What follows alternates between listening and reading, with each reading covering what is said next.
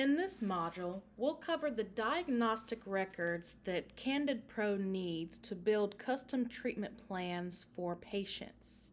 During this module, we'll cover what the purpose is of an intraoral scan, what scanners does Candid Pro support, what are the requirements for an intraoral scan, scanner basics, PVS impressions, and diagnostic photos. So in this course, you'll learn about the role of intraoral scans and diagnostic photos in Candid's clear aligner treatment and the processes in place to ensure quality scans and photos meet all diagnostic standards. At the completion of this course, you will be able to understand and identify the purpose of intraoral scans and photos and how they're used in the treatment planning process. You'll be able to understand and identify the quality standards for intraoral scans and photos and how to capture scans and photos that meet those standards. You'll also be able to identify errors in scans and photos and communicate how to correct those errors to your practices. And lastly, you'll be able to recall and apply the process for taking scans and photos that meet all diagnostic standards in hands-on practice. So let's start. What is the purpose of an intraoral scan? An intraoral scan is basically a 3D model of the teeth that's used to create a treatment plan simulation that shows how we predict the teeth will move throughout treatment. So how do we get an intraoral scan? Well, we get them from intraoral scanners. So there are a lot of different brands of intraoral scanners, and they are a high-tech machine that takes thousands of images per second to build a 3D model of the teeth. And all scanners are different, but pretty much function in the same way. So all scanners have a computer monitor and a scan wand. The scan wand has a camera lens built into it that is glided across the surfaces of the teeth in a specific pattern that's programmed into the software. And this takes thousands of images per second and stitches together a 3D model of the teeth. So you see here this scan wand to the right. This scan wand will be dragged across the surfaces of the teeth.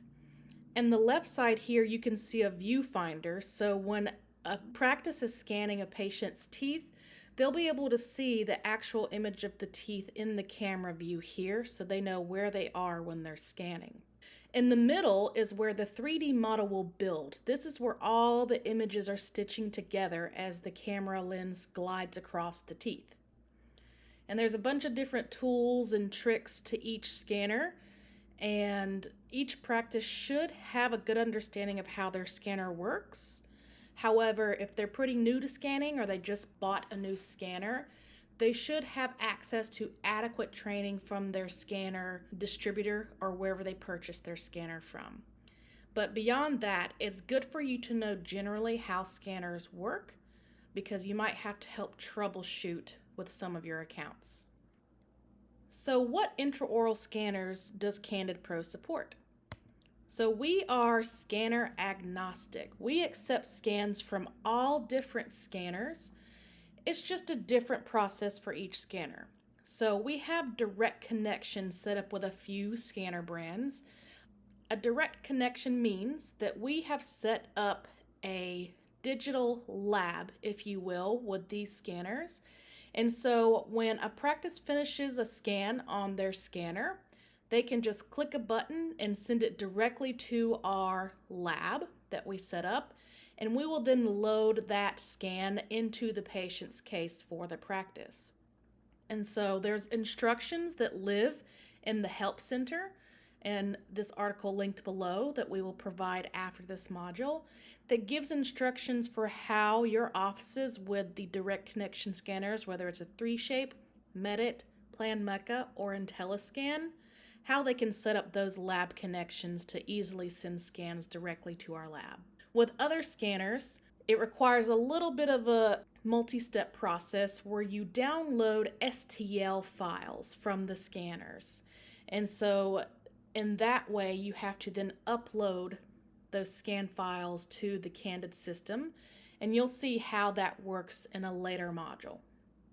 Let's talk about Candid Pro's requirements for an intraoral scan. What we mean by requirements is all the information captured in the scan that is needed in order to accurately build a treatment plan that produces accurately fitting aligners. Each clear aligner company has different requirements for what their intraoral scans looks like, and ours are just a little bit different and a little bit more stringent because of the design of our aligners. So the first thing that we need to make sure that a scan has is a very accurate incisal edge, meaning the edge of the teeth here in the anteriors. And they need accurate occlusal surfaces. It's very important that we're capturing an accurate incisal edge because often there will be missing information, holes in the scan, or attachments that tacked onto the scan from the lips or the tongue that can cause distortions in the scan that can lead to ill-fitting aligners. So some examples of what this might look like. You see these attachments here. This may have come from a lip or a tongue that didn't get weeded out of the scan using its AI data. And so if we were to make aligners with this, the aligners would not fit accurately on the teeth here. The same thing here, we have a little distortion on the edge. So we're making sure to look out for this in each scan. And usually these can be resolved by rolling the scanner over these teeth from lingual to buccal. Here's another example of what a distortion looks like. Again, if we made aligners from these scans, the aligners would not fit properly and might not work as well as they should. And this is an example of what it would look like to have a distortion around the occlusal surface of the teeth. Again, this can be solved by rolling the scanner over that area.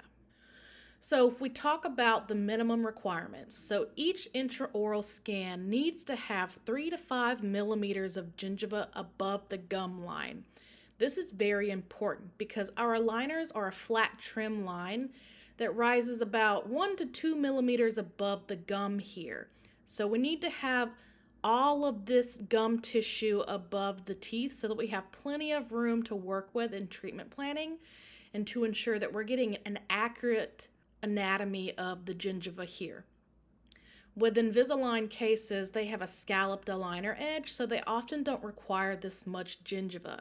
And for your accounts who are using an iTero and have been using Invisalign, you need to make sure that they're very clear that they need to get this gingiva in their scans, especially if they haven't been doing so. So an example of not getting enough gingiva looks like here. They cut the skin off very close to this gum line here, and so we can't predict what this gum tissue might look like, so it's very difficult for us to fix it. And often cases we'll have to have the patient come back in to redo a scan. We also need accurate interproximal surfaces. So these are the surfaces in between the teeth. You need to make sure they're all filled in and there's no distortions or holes or gaps. And we also need a complete distal surface of the second molar, so the back molars of the teeth here. This is super important because the aligners are going to go over these second molars, and we need to make sure that they're accurately capturing the surfaces here. Common mistakes that you will see in submitted scans is they miss this part. Sometimes it can be a little bit more difficult to get way back there in the jaw with these scanners. And so they'll just submit a case that has this missing anatomy here. But there's a few tips and tricks you can try to get that anatomy there. And then another common thing that you see is distortions. Sometimes distortions are caused by maybe the scan tip is not clean, or maybe the scanner needs to be reset, updated, or calibrated. This could also be caused by excess saliva on the teeth. The scanner will pick up spit bubbles and stuff like that, so we encourage providers to use suction or maybe a dental gauze to dry the area. So if we made aligners with these materials, they would not hug the surfaces of the teeth like they need to, especially in this case of missing anatomy, and these distortions would make a pretty ill-fitting aligner with all these bubbles. So here you can see a few troubleshooting steps if a patient's scan is distorted. So you need to understand what kind of scanner they're using. Does this scanner use an autoclavable scan tip? An autoclavable scan tip is a reusable scan tip that is sterilized in between use using an autoclave sterilization machine. And so oftentimes, autoclaving these tips can cause water stains on the mirror and the tip, and so that can often cause distortions. And so we want to make sure that we check that off. If it has water stains, then the tip should be replaced. You also want to make sure, is the camera lens clear? The lens is located on the scan wand underneath the scan tip. And so you just want to make sure that that is always clear, wiped with a microfiber wipe. And then if all of those boxes are checked, you just want to make sure that the scan pattern is followed for that particular scanner. Each scanner is designed to recognize a specific order in which the teeth surfaces are scanned to accurately connect all those thousands of images together accurately. Not following that pattern and making up your own pattern can confuse the scanner, so it will just stitch the surfaces together with distorted lines. And so we have resources and materials that describe scan patterns for the top scanners that practices use. And we also recommend doing your own research online for how to scan videos for each of these scan manufacturers. Let's talk a little bit about PVS impressions or putty impressions. So we have a few requirements that we're looking for in an impression. Just like with the scans, we need 3 to 5 millimeters of gingiva above the gum line, and this is to make sure that the aligners fit accurately. We need to make sure that each tooth hole here that's made in the impression is accurate and looks like the surfaces of the teeth. Oftentimes there will be a hole where the teeth broke through to the tray here, and that can cause a distortion that is hard for us to fix. And so you want to make sure that that is all clear and it looks like the surfaces of the teeth. We also recommend only using a heavy body. A heavy body is the base putty, kind of like you see here. And oftentimes offices will use a light body that goes on top of this impression. And the light body is meant to fill in any distortions or holes or gaps that were missed in the initial impression, but oftentimes it causes a lot of distortions. So those impressions are very frequently rejected because it causes distortion lines that we cannot fix. And so if you have an office that uses impressions, just recommend that they only use a heavy body and not a light body. Here are some examples of common mistakes. So this is what it looks like to have a double impress or distorted occlusal impression here. This is what it looks like when the teeth were not inserted into the putty before it started to harden. And so the incisors scraped here, and these impressions are pretty unusable. And then we have these impressions here that are very shallow. We did not get enough gum lines, so we cannot manufacture the aligners using these impressions. All right, let's talk about diagnostic photos. So the purpose of diagnostic photos is to allow our treatment planning team to see and assess the facial structure, oral health, gum health, and the alignment and occlusion. Candid will use an initial assessment along with scans and x-rays and the doctor's directives for treatment to inform the initial draft of the patient's unique treatment plan. High-quality photos ensure that all oral anatomy is visible and taken into account when drafting the treatment plan. So these are the profile photos. These photos allow our orthodontist and treatment planning team to assess the patient's jaw and facial structure, which plays a key role in diagnosing malocclusion or a bad bite and creating a treatment plan. The upper and lower arch photos allow the orthodontist and our treatment planning team to assess the patient's alignment and oral health, which plays a key role in determining candidacy for treatment and diagnosing malocclusion. The bite photos give a panoramic view of the bite and allows our orthodontist and our treatment planning team to assess the patient's occlusion, their bite, and gum health. So best practices, we recommend that offices use either a tablet or a smartphone with some type of lighting device, maybe a ring light, and a cheek retractor. This is what we found to be the easiest and most efficient way to load photos into our portal. And a lot of doctors will have their own methods, whether it's using a DSLR camera or another method. And so if they have a good process, then they can continue to use that process. They just need to know all the quality requirements we're looking for in the photos. So for the front profile, it should be taken from directly in front of the patient and should be really centered on the midline and this line here across the upper cheekbone. And best practices, there should really be no head coverings, no glasses, big earrings, and long hair should be tucked behind the shoulders. This is because we don't want any obstructions that prevent our orthodontist or our treatment planning team from assessing the patient's facial structure. Obviously, there are those religious exemptions for people who choose to wear head coverings or any other head ornaments or adornments for religious exemptions. And so we will never reject a case if there are any of these in a photo. So we have a front profile smiling photo. Same concept here. The frame should be centered on the midline and the upper cheekbone. And again, no head coverings, glasses, no big earrings, and long hair behind the shoulders, obviously except for those religious coverings. The right side profile. So you want to make sure that the frame is centered at the line that goes through the center of the head from the side and the line that goes across the upper cheekbone. And ideally, the best angle to get is to get a very, very slight peak of the opposite eyebrow in this frame, although it's not absolutely necessary. And again here, try not to have any head coverings, glasses, earrings, and make sure long hair is behind and not covering the jaw.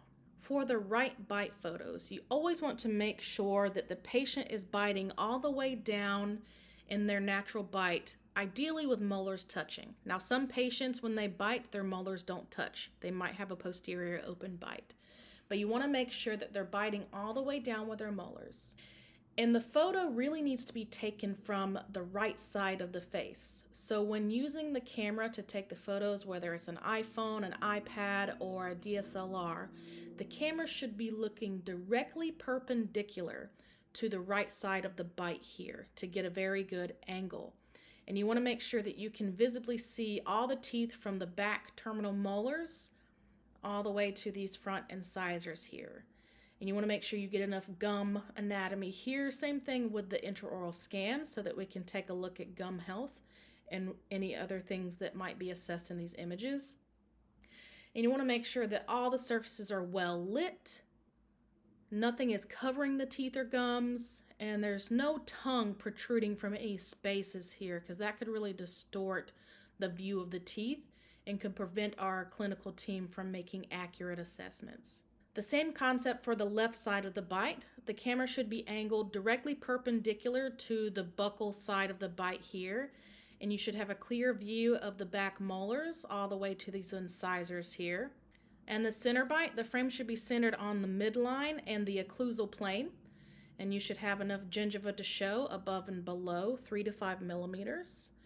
And you want to make sure, again, that the patient is biting in the same way in all of these 3 bite photos, that they're biting with their molars, all the surfaces are clear and well lit, nothing covering the teeth and gums like a lip, and no tongues or gaps in spaces that are protruding from the patient's mouth. In the upper arch, we're really looking for a clear view of the occlusal surfaces of the teeth. It would be ideal if we get a slight peek of the lingual or palatal surfaces of these incisors here, but our main goal is to see a clear view of the incisal surfaces in the arch form. So you want to make sure that when you're taking the photo, the camera is perpendicular to the roof of the mouth as much as possible. And you want to make sure that the surfaces are well lit and clear, nothing blurry, and nothing covering the teeth or gums. Sometimes a cheek retractor will cover, or a hand or something like that. Just want to make sure that you try to get a clear view as much as possible.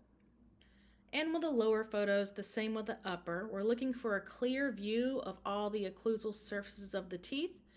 Ideal if we can get a slight peek at those lingual surfaces of the anteriors here. And you want to make sure the frame is centered on the floor of the mouth and the midline here in the center of the frame. and everything's clear, well lit, and nothing is covering the teeth and gums. A lot of times patients' tongue will cover the gums. There's a few tricks that you can prompt them to pull their tongue into the back of their throat, like swallow the tongue, say ah, and things like that. So let's take a look. In this first picture, this camera doesn't have a really great angle of this right buccal bite photo. So it looks like it was taken from the front of the mouth instead of facing perpendicular to the right side of the bite. So in order to fix this patient could possibly pull that cheek retractor further to the right, almost trying to take off their cheek, and the camera can be held more perpendicular facing the right buccal bite. If we take a look at this photo was taken in a little bit of a crooked angle, which is an easy fix, just making sure that we correct the angle so it's straight up and down and is centered on the midline and the occlusal plane here. This photo also looks like it was taken from the front of the mouth instead of perpendicular to the left side here. And so to fix that, you could encourage the patient to pull the cheek retractor further so you can see more of the teeth, and angling the camera more perpendicular to the side of the bite. So if you take a look here, this is an example of 3 bite photos of the same patient where the patient is not biting in the same way. And so you can really tell because of the way that the upper incisors, how they look over the lower incisors. So this bite was biting further down. You can see less of those lower incisors. You can see more of them here, and then a little bit of a different bite here. So a good trick to use to determine if the patient is biting the same way in each photo is to make sure that you can see the same amount of lower incisors in each photo, as evidenced in this example. So if we take a look at these photos, this upper arch is pretty dark here, and you can't really see all of the occlusal surfaces. So it looks like this camera angle was not perpendicular enough to the upper arch, the occlusal surface of the upper arch. So in this case, you could ask the patient to open wide and angle the camera more perpendicular to the roof of the mouth here. This is an example of having an off-angle view of the upper arch here. And so just to correct that, make sure that your camera is straight, looking directly at the roof of the mouth. This lower arch here looks like the camera was facing more from the front of the mouth and not perpendicular to the lower occlusal surface. So in that case, you'd have the patient open up a bit more widely, and you would angle the camera perpendicularly to the lower arch, centered on the midline and the floor of the mouth. In this image, we have a tongue covering these molars here, and so you would just have the patient pull the tongue back down into the throat by saying ah, or swallowing the tongue, or any other tricks that the practice might know to get that tongue out of the way. You will learn how to actually take and capture photos and scans later in practice and in-person training. But for now, we hope that you have a good understanding of the quality requirements we're looking for in scans, impressions, and photos, and that you'll be able to support your practices in whatever they need from a quality perspective.